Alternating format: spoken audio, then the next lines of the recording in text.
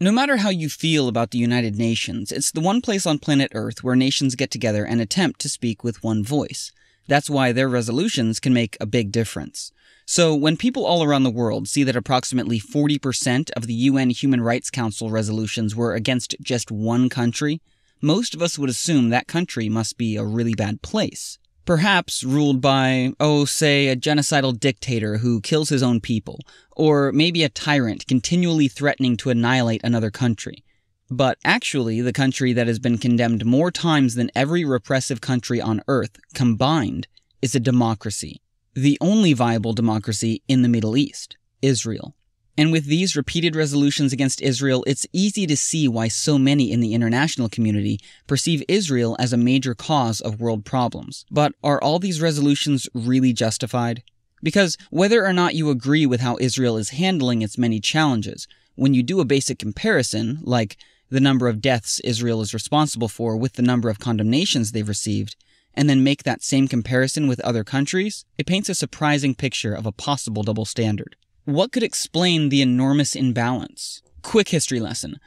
In 1975, Cuba needed to gather support in order to take down the biggest democratic superpower dominating the global schoolyard, the United States. Seeing how the UN was mostly controlled by the democratic superpowers, Cuba, along with other communist nations, finally found a way to even the playing field, because it just so happened that, at the same time, a number of Muslim countries were looking for new, creative ways to gang up on Israel. So the communists realized that by joining the Muslims' anti-Israel coalition, they could create an unstoppable voting bloc inside the UN, because with every resolution they passed against Israel, they simultaneously discredited Israel's ally, the United States. So in 1975, the newfound communist Muslim voting bloc spearheaded the passing of a UN resolution that officially stated, "Zionism is a form of racism."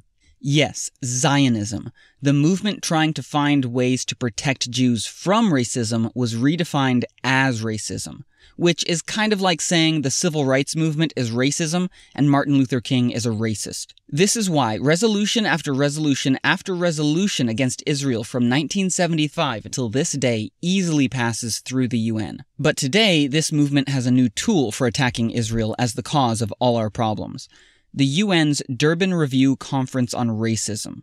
Durban is charged with finding the real root of racism, and at the last conference, keynote speaker and human rights best friend Mahmoud Ahmadinejad, the guy who openly called for Israel's annihilation, revealed that Zionism is not only racist, but the true root of racism throughout the world.